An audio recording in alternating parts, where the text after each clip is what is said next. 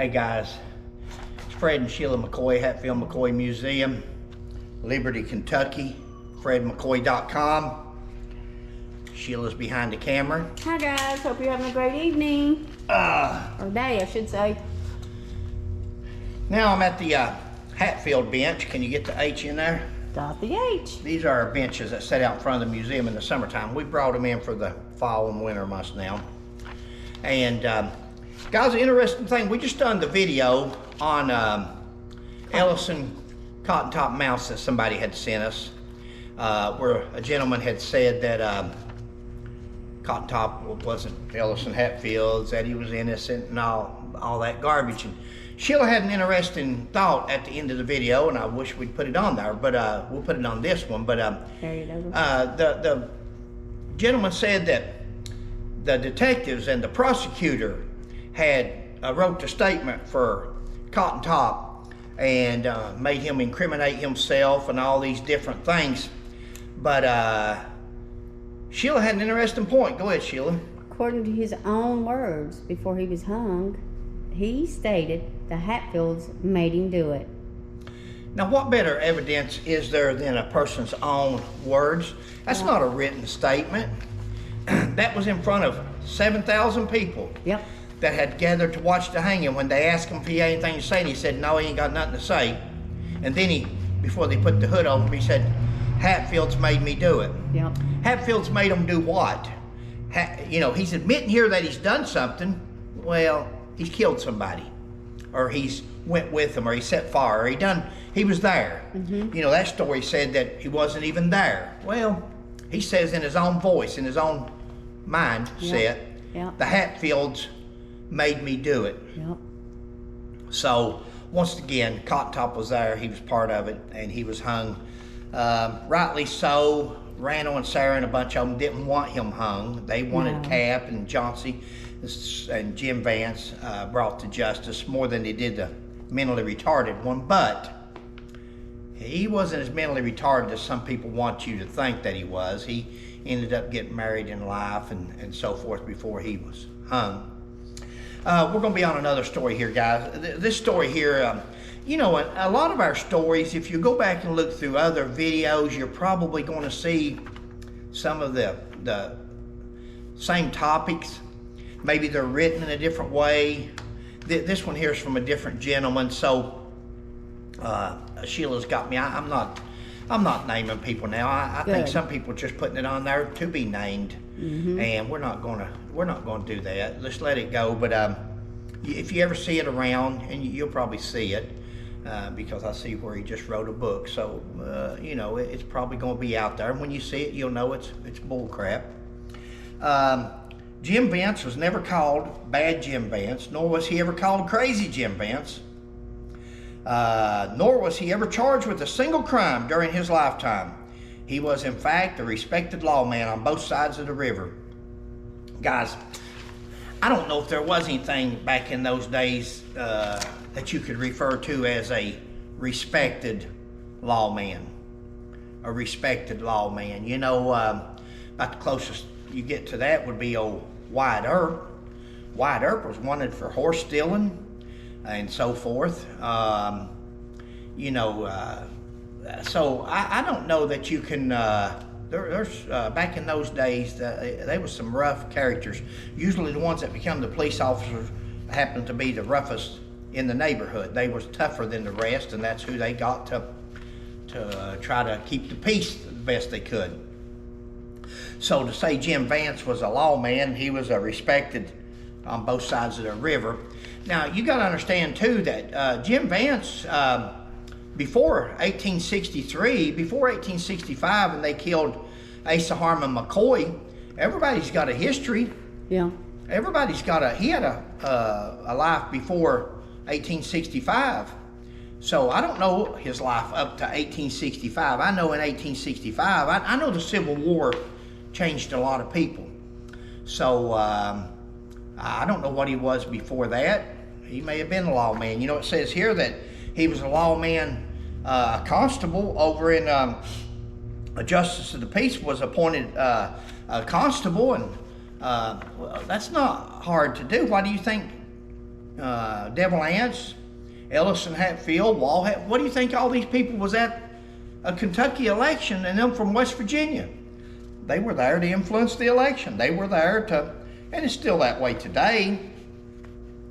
You think if you get your uncle elected governor, he's not going to give you a job in the transportation department or some kind of something? It's just the way life works. That still goes on today. So for us to be so naive to think that it didn't go on back then, that's silly. I don't know if he was justice of the peace. I've seen some papers. Again, nowadays, the papers that you see coming out nowadays is so photoshopped, and you can send papers off and get them written on old paper. You can get them written in old language and typeset. You can do that. If you got the money, you can get it done.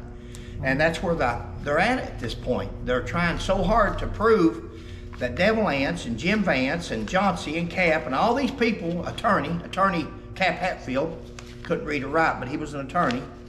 So, you know, they worked so hard at trying to change history and prove these people to be something instead of honoring Governor Henry D. Hatfield, who was actually the governor, representative, senator. Senator, yeah. I've never seen the debate. But let's go on here. Says he was never known as Crazy Jim or Bad Jim, and he was. We talked to John Vance years ago. John Vance was the great-grandson of Jim Vance. He knew more about Jim Vance than anybody that was alive today or at that point. That was his great-grandfather. And he was old enough to hear the stories growing up and pay attention, and he was a world of history on Jim Vance. And he even acknowledged that he was called crazy, that he was called bad, that he was called Uncle Jim to a lot of people. Says here that he in fact run, Jim Vance we're talking about. This gentleman here writes into history now. This is just recently. He just writes into history. It is in fact known that he ran the largest independently owned lumber operation in Logan County. And just prior to his murder, he had packed up and moved to Wayne County, West Virginia, where he purchased 5,000 acres. Isn't it funny how him and Devil Anse, Perry Klein, everybody, I guess 5,000 was the magic number back then, huh? Yeah. Was all you could buy? 5,000 acres. Not 4,000, 3,000, 9,000, 5,000. Everybody got 5,000 acres. That's because it's written in the history. Written in the history. Where's the lawsuit where Devil Anse sued Perry Klein for 5,000 acres? Or Perry Klein sued Devil Anse for 5,000. Where's the lawsuit? Never ever been produced. But it's 5,000 acres. Now this gentleman writes in the history that he purchased 5,000 acres with the notion of timbering it. Yeah, said he ran the largest timber business. Now, not Devil Anse. I thought Devil Anse had the largest timber business in the area. Now it's Jim Vance, murdering Jim Vance, and house burning and cabin burning and old woman beaten. Yeah. But he's got the largest timber business out there.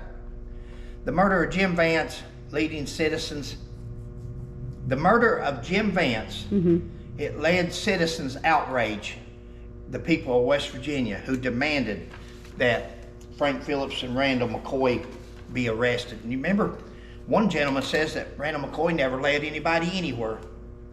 This is one of his scribes. This is one of his, quotes, statements. Clones. Well, no, this guy here is a clone of his. Okay. And they feed off each other. So, but it's funny that this gentleman says Randall McCoy never led nobody anywhere, never done nothing, but yet we've proved differently. But this gentleman here says that the people of West Virginia were so outraged because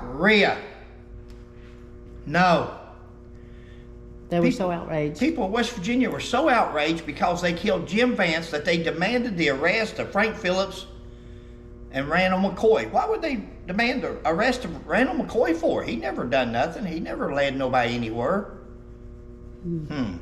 See what I'm telling you? The evidence says one thing, but these people that write this stuff into history, they say something else. Jim Vance was never charged with a crime. Jim Vance was at the murder of the 3 McCoy boys, right there with his uncle, right there with his nephew, rather, Devil Vance, and his nephews. He was there. You can bet Jim Vance was there with his family. Jim Vance was more of a family man than Devil Vance Hatfield. Devil Vance took care of Devil Vance. Devil Vance took care of himself. He didn't care about his boys. He didn't care about his nephews. He didn't care about his brothers.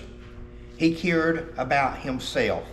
Jim Vance, on the other hand, loved his uncle, loved his nephew, loved his Johnsy and Cap and the rest of them, and took care of them, tried to protect them. He tried to fend off the posse, the Kentucky posse that day when Cap took off running. Yeah. Actions speak louder than words. But to think that Jim Vance wasn't a criminal, you're wrong. Jim Vance was not charged with the crime at the cabin burning and killing Alifair and beating the old woman because he had been killed on January the 8th. Yeah. I think the indictments didn't come down till January the 16th. There's no reason to indict a dead man. We've discussed this in other videos. That's right. So guys, once again, somebody sent us this, and when they send us stuff, we try to cover it. If it's not being covered, you know, there's some new stuff in here. A lawman, a constable, justice of the peace. He was a genuine, great person. Had 5,000 acres, owned one of the biggest timber businesses there was. That's bull crap. Oh. That's bull crap. Yeah. And we just wanted to cuss it, and not wanted to cover it, not cuss it. I'm thinking Cuss it. about her. No. Thinking about her. Every time I get ready to say a bad word, But guys, it's Fred and Sheila McCoy. We're at the Hatfield McCoy Museum. Hi guys, hope you're having a great day. Please like, subscribe, and share, and we'll catch you on the next one. Bye. Now, persuade them to share. Persuade them to subscribe. Please. That's all I can do is ask. Guys, if you would, let's try to get these videos out. We're covering some good material. We are. We're covering it with evidence. We're making corrections that, but you know, all the energy that we put into this, all the research, anything that we do, if we're only getting 200 or 300 viewers, I mean, that's great. That's 200 or 300, and at least that many knows the truth. And somebody will step up someday and tell it. But imagine if that was 2,000 or 3,000. So if each one of you shared it with 10 people, and so forth. So y'all can help us out if you're really on there and you really like our channel, and you like that the truth is being told. I know some people gets aggravated at me, my personality, and demeanor, and that's okay. I don't mind. Don't look at me. Look at the evidence that we present. Are we telling the truth, or are we trying to dazzle you with bullcrap? We're trying to tell the truth. We're trying to show you so you'll have something to prove your point and to go on, because I can't get on these sites, but you can. Let's get the word out. Let's get these videos out there. Let's make some corrections, and let's cut their water off. Let's shut these people down that says they can write anything, say anything, and nobody's going to hold them accountable. You can help us do that. Thank you, guys. Bye.